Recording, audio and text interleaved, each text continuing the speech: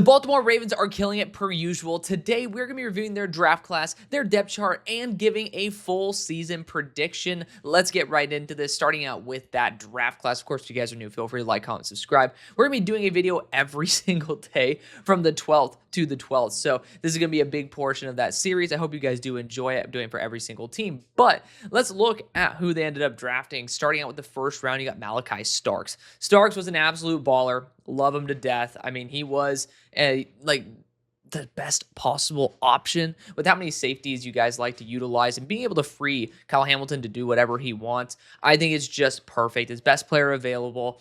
It's also a very solid position to target. It's what Eric DeCosta does best. Then you end up sniping Mike Green in round number 2. Mike Green, yeah, he gets there because of some other things that are not so pretty off the field. I get it. I also don't really support that. However, I know that if the Baltimore Ravens organization did not feel like they could trust Mike Green's story, his allegory, because apparently from people who I know, teams passed on him not because they believe he did something bad, which you can do your own research into that, but because his answers to the questions they asked about it were not satisfactory enough. So fingers crossed. That's just like the truth. But I mean, if teams were really fully sold on him being completely scot-free, of course he would have went round 1, but he wouldn't have gone round 2 if they thought he was guilty either. I think it was just more of an aversion rather than something where they were trying to divert him to somebody else. So Mike Green, fantastic talent, obviously great athlete. Then you got Emory Jones Jr. in the 3rd round. It felt a little bit early for me, but Emory Jones is a feisty player. I got to see him in person in Mobile. He's a fantastic athlete, and he's somebody who had top tackle potential. For me, he was just tackle number 1 at the start of the year, as well as for quite a few other people. So I do think that there's certainly something there. Then you got Teddy Buchanan in the 4th round, and like, I'm just not really fully sold on Teddy Buchanan being worth that much. He's a great athlete, but no one I know was super excited about Buchanan in terms of like early day 3. Most of them were like late day 3 talent. So it was a little bit confusing there. Then we go into the 5th round. We get Carson Vincent, and Carson Vincent, I mean, it might have been a little bit early for some. I think this would be the ceiling at which I'm comfortable with it, but he has incredible arm length. He's going to be a great developmental tackle. You're not going to be using him for the next couple years, and hopefully probably not at all, but that's a great high talent floor or high floor talent backup to have in terms of just being able to have somebody that you want to mold. It's not going to be someone you can easily replace. It's not some random dude with 32-inch arms. This is somebody that is very hard to find build-wise, who ended up having some good reps there at the Senior Bowl as well. Then you got Bilal Cone, you got Tyler Loop, LeJonte Wester, Anees Peebles, and Robert Longerbeam all in the 6th round. We'll talk about each one individually, but Cone, honestly, not a bad corner. I mean, I think that he's going to be really flexible. I think he has the ability to play some nickel, some boundary. That's actually really good value to have there in the 6th. Tyler Loop, especially with all the drama that circled around Justin Tucker, makes a lot of sense. At the time, I was like, but then it's like, okay, I really ended up getting a little bit more on board the more I understood Tyler Loop. I am no special teams expert by any stretch of the imagination. I wish I were, but at the same time, I'm trying to get the other freaking positions done before we end up really trying to focus on those special teams. Then LeJonte Wester. I mean, LeJonte was one of my favorite players in the entire draft. I had him as a top 75 grade in the class. I think he's going to be an absolute stud as a probably wide receiver 5 on the team, which he's going to be able to thrive. I think there's a lot of roles where he can end up shining, even though he's undersized. Then you got Aeneas Peebles, one of my favorite players in the entire draft as well. You guys, of course, had to hit it out of the ballpark here on day 3. Round 4, round 5, I was like, this doesn't feel very Eric DeCosta-y. 3, 4, and 5, respectively, those rounds, I did have a little bit of concerns, but once the 6th round hit, it felt like, 1st round, 2nd round, 6th round, and even 7th, we'll talk about Garrett Dellinger in a second, kind of felt like Eric DeCosta was in a bit, he was in his normal stride, but Peebles is fantastic. He was nearly unguardable at the Senior Bowl. I mean, just somebody who was an unstoppable presence. I had him basically as a slightly worse version of Kalijah Cansey, who was a 1st round player. In retrospect, he's a damn good player. Maybe would have been worth an early 2nd. So late 1st was far from bad. But Aeneas Peebles, I think he should have been a late day 2 pick. A little bit of a shame to see him fall this far. Maybe there's some other concerns there that are not in the open. Then you got Robert Longerbeam. I mean, he was really fun to watch in Dallas at the Shrine Bowl.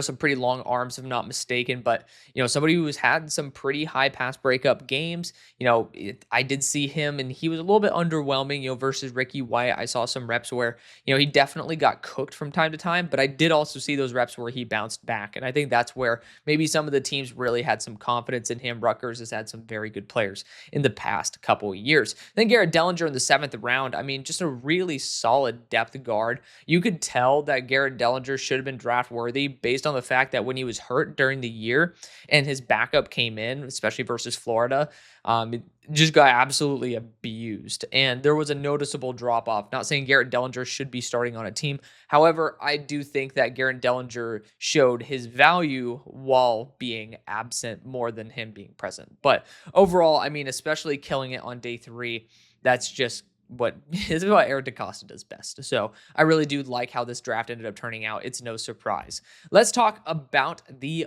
offense, and we'll talk about the depth chart here. We're going to go from skilled position to the line, and then for defense, line to their skilled position. But I mean, Lamar Jackson needs no introduction. I don't think I need to be telling you guys that. He is fantastic. Of course, I tried to make this a little bit more visible with the names.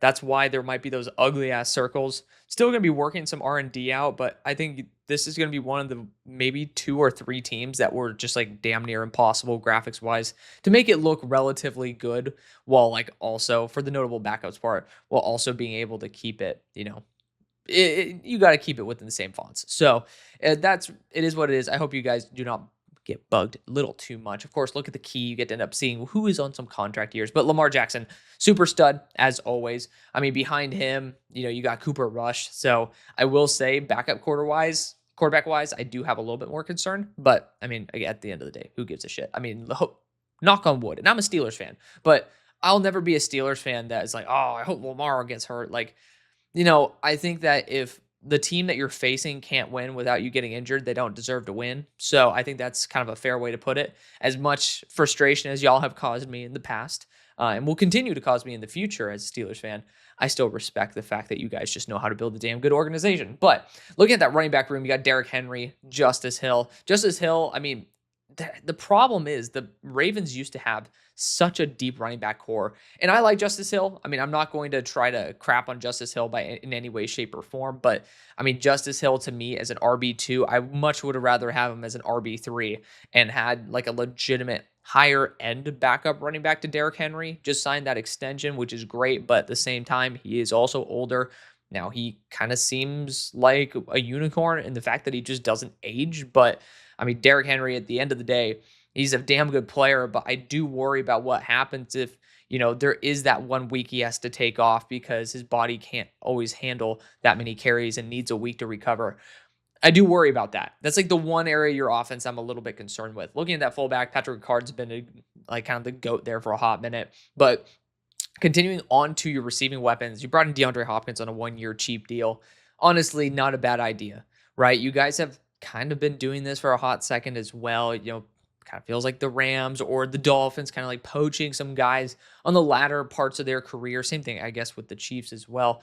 And just basically trying to maximize the talent that they still have while also acknowledging that, they're not going to be a superstar. But I did actually like that Max Kellerman used to say this. All these superstar players kind of still have those superstar moments in them. Maybe they don't have the superstar seasons. Maybe they have the superstar games, but maybe if they don't even have that, they still have some superstar moments, which DeAndre Hopkins provides at a rate that, the other best receivers might not. But Rashad Bateman, love him to death. I mean, somebody who as someone who I've liked for quite a while. I wasn't fully sold on him being like a top 15 pick back in the day. Not going to take a victory lap on that because injuries, I think, have been more of the cause for Rashad's issues than necessarily his just pure talent level.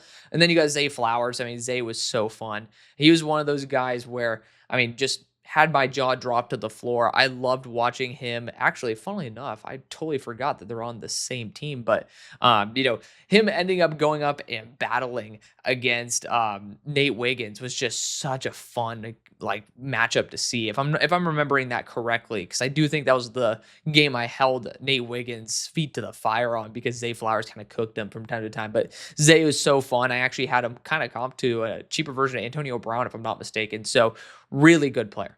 Really good player nonetheless. I mean, some other wide receivers of note. I know I have the notable backups, but I'm doing a better job this time of just being able to talk about the full depth chart. We'll give you guys a quick overview with the graphic. But LeJounte Wester, already talked about him. I think he's going to be an absolute stud. I mean, I think he's flexible, whether he's in the slot, whether he's on the boundary. Then you got Tylan Wallace, Tez Walker. I mean, these guys are really solid depth players. And, Tez Walker, some people think should be a starter at some point. So, I mean, you guys have legitimate talent on your guys' roster, even though it doesn't seem like you have legitimate X number one receivers the way Rashad Bateman kind of should be. I still think it's a really solid group. And then you look at tight end, of course, Mark Andrews in that final year of his contract, old reliable apart from that one play. I mean, it sucks. Well, again, I'm a Steelers fan, so it was somewhat enjoyable, but I still kind of I don't like to see Mark Andrews be the reason you guys lose because he ends up making a stupid play. But I still think he's a fantastic weapon. I mean, I think that people have kind of given up on him a little too early. However, Isaiah Likely's right behind him. I can understand why. Sometimes it's kind of nice to have something that's nice, shiny, and new. But, I mean, even Charlie Kolar, not a bad tight end 3. Let's get into the defense here, starting... Oh, I almost got y'all on that. Got to talk about the offensive line, damn it. But let's talk about that left tackle spot. I want to call him Filele. Hell no. But we'll get to him in a second. Ronnie Stanley. Ronnie Stanley is such a good player. I mean, the fact that y'all were able to bring him back and on the contract y'all did, mind-boggling. I don't get it, but you did it.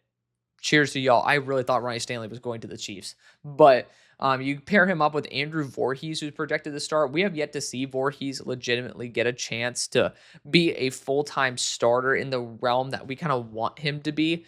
So we'll see if that ends up working out. I mean, you do have you have some guys on the roster like Ben Cleveland who could end up subbing in, Garrett Dellinger, obviously, but the one who comes to mind the most for me that I want to see potentially there, even though he was a 3rd round pick as a tackle, is actually Emory Jones. I think that his skill set can translate very well to the inside. And part of me thinks that's the vision for him, but you also have some redundancy at tackle. We'll see what happens. Tyler Linderbaum, obviously you declined that 5th-year contract because they group I'm pretty sure they group all offensive linemen together. So it'd be like a $20+ million contract. He's going to get his money. I don't believe he ended up getting his extension yet, but if he did, who gives a shit? He's going to get his money.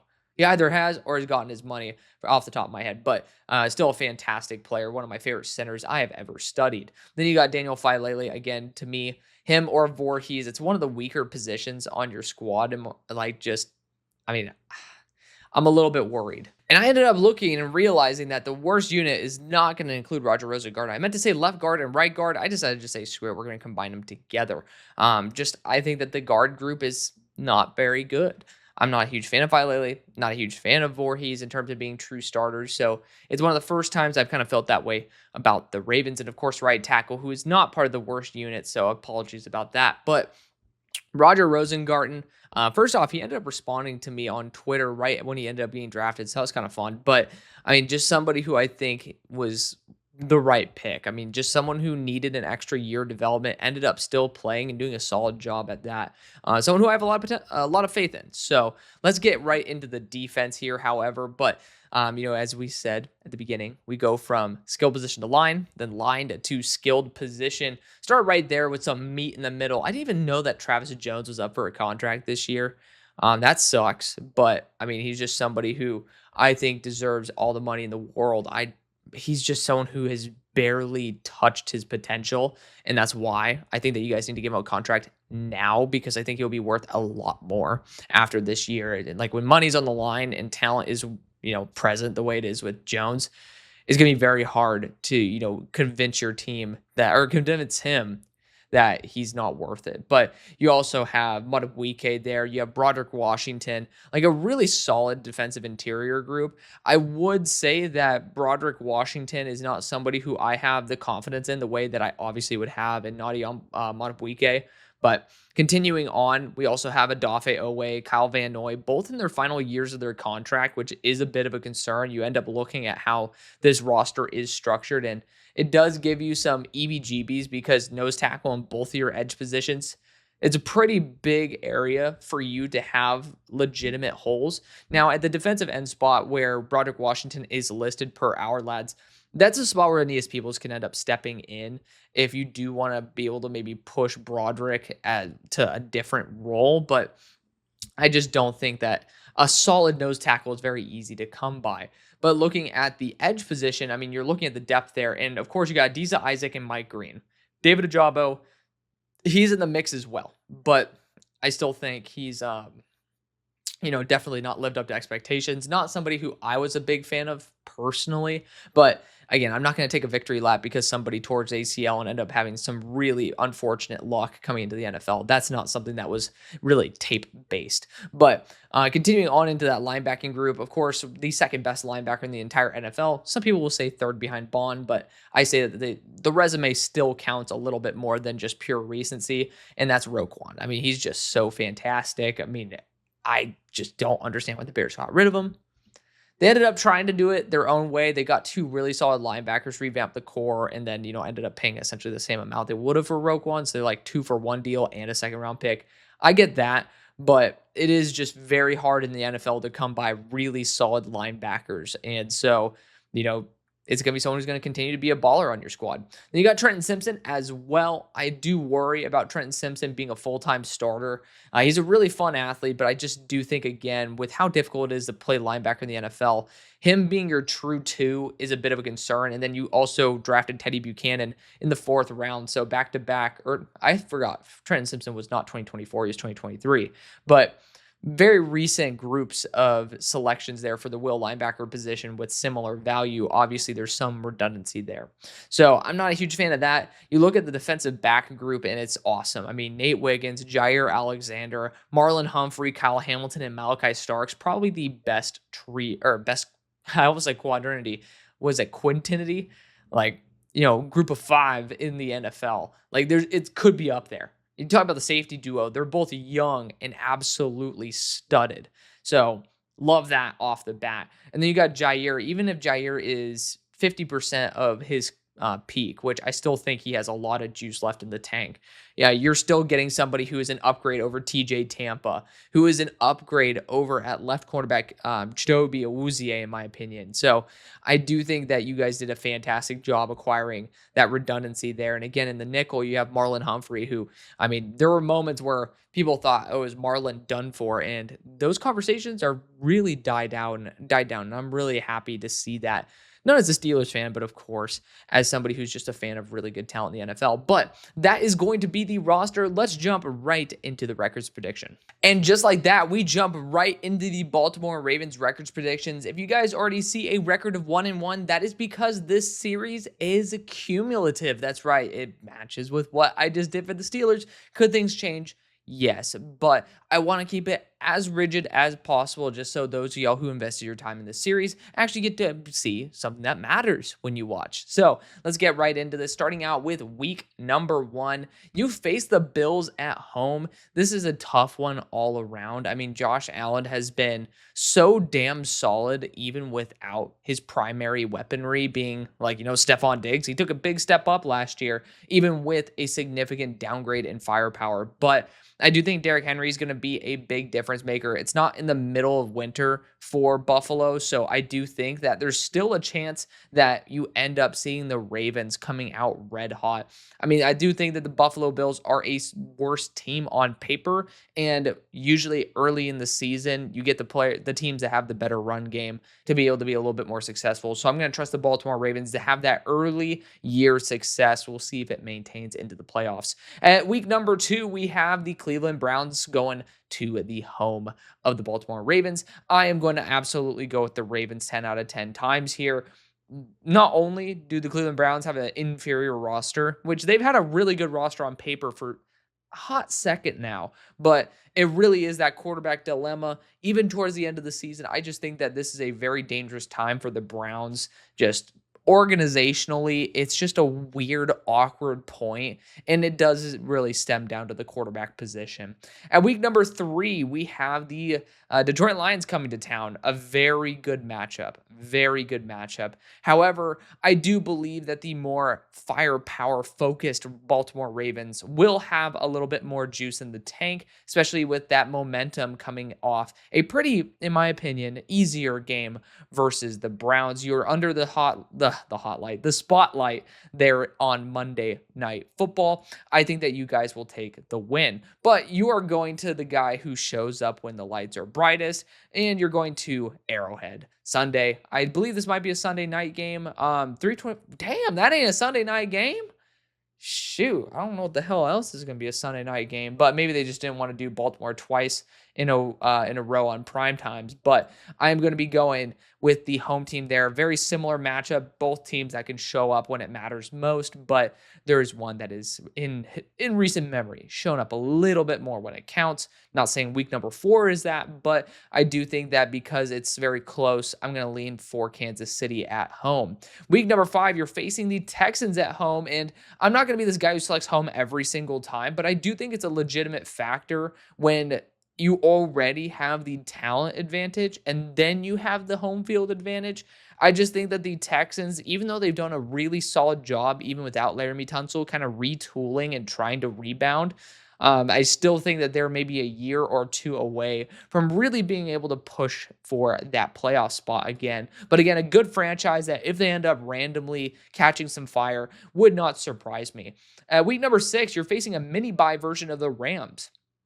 And this is an interesting one. I will say that without Cooper Kupp, like the Rams are, like Devontae Adams kind of replaced him, but I would say there's still some chemistry that was lost there. Cooper Kupp, Matt Stafford was kind of special, but you look at the offensive line for the Rams. Honestly, I mean they're pretty rock solid. I mean they're a sleeper always. They just do shit even when I don't think they should.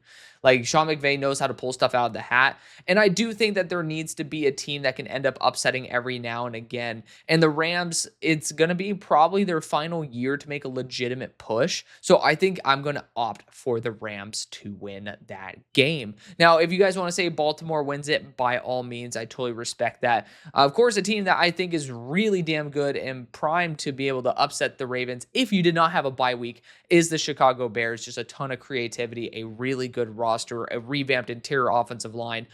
But I do think that the interior of the defensive line for the Bears still is going to be one of those spots where I would say they could continue to upgrade. And that's one of the areas of weakness here for the Ravens. I will end up saying that the Ravens fully rested will be able to best the Bears. In week number 9, you're facing Miami in the bright lights on Thursday Night Football in Miami. A lot of upsets happen in Miami. However, this is not going to be one of them. The Dolphins defense is, notorious for the fact that Lamar like chopped them and sliced them and diced them for 500 yards a couple years ago.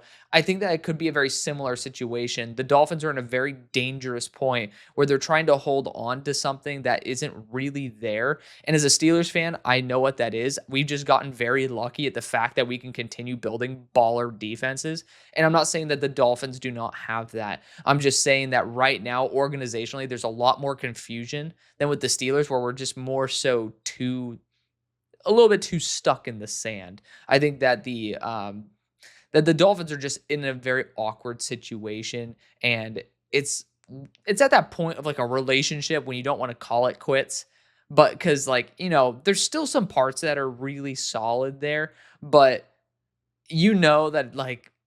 that this is like 99 times out of 100, it's over. And, those are never the fun situations to be in. Obviously, you'd hope that there are more fun scenarios where you're just kind of like, well, I mean, shoot, there is like a legitimate chance for redemption here, but it's just going to be a little bit tougher. And I do think the Ravens are far superior. At week number 10, we are back and we're going to be going to Minnesota off that mini bye. Here's the thing. I was talking about this earlier with the Browns, and the Browns essentially being a little bit of, again, there's nothing as such as a cupcake game in the NFL. All these players deserve to be there, at least 99% of them, because there's so many that don't get the opportunity. And especially with the XFL, those who missed out on the opportunity, who proved worth it, now have a chance to show it and end up making it to the league. So I would just say that nothing's a cakewalk, but I would say the Dolphins as well as the Browns are the closest things to it, which gives a little bit extra momentum and a little bit more preparation going into this week. And off a mini bye, I do think that a team that probably is going to underachieve compared to what Vikings fans want it to is it's going to end up leading to the Vikings losing at home. And week number 11, I do think the Browns are just in a lot of danger. It's that quarterback situation. You're going to have a team that's going to be pushing pretty hard for the playoffs. And I will say this is kind of a cupcake schedule. Like looking at it, it's a cupcake schedule for the AFC North, but I'm going to be giving this one to the Baltimore Ravens. Same thing with week number 12. I don't need to explain this much. I do think that the Jets are just not there. Organizationally, they're just not there. I could split, but I just do think that you can't automatically split because I'm going to be doing it for pretty much three of the teams or two of the teams out of the three that we're facing the division. I was just mentioning it. I do think the Bengals are a superior or an inferior team to the Ravens. However, I do think in the AFC North, it is fair to split games because it is a very close matchup. They're gritty. You can never even call the Browns a gimme for a sweep because they can end up surprising you. They have a good defense, but I would just say it's a very long shot, in my opinion. I don't think the Browns have the roster that I'd really feel comfortable with. At number 16, or week 16, excuse me, we have the New England Patriots coming to town. This could be an upset. I think that the chances of that are far lower than what I would want to admit. So, because I'm a rooter for the Patriots this year, I think they're a very underrated roster. However, again, we're talking about Lamar Jackson and a team that is super powered. On top of that, you go to week 17. I will admit, right at this point, you guys are 12-3. So I do think you guys are pretty much going to have like it kind of like locked up. So I will be saying that you guys are probably going to lose to Green Bay, which might end up having you guys put in starters, beat Pittsburgh there. But I will say that Green Bay is one of those sleeper teams that will be making a strong push for the playoffs versus maybe the first round or the first spot is a little bit out of grasp, but maybe you guys are being able to snag that second, ending off a 1-3 record. But you're facing two AFC teams that are very competitive, and you're facing against a Green Bay Packers team that some people think could actually make it a run for the chip. So it's a tough way to end the season. All right. But you guys ended up having a really solid one. Again, 12-5 is a respectable record. You guys will probably even sneak in a win like here in week 6. I would not be surprised at all. But let me know what you guys would have ended up selecting, which games you guys would have chosen. Thank you again for supporting the show as always. See you later. Peace.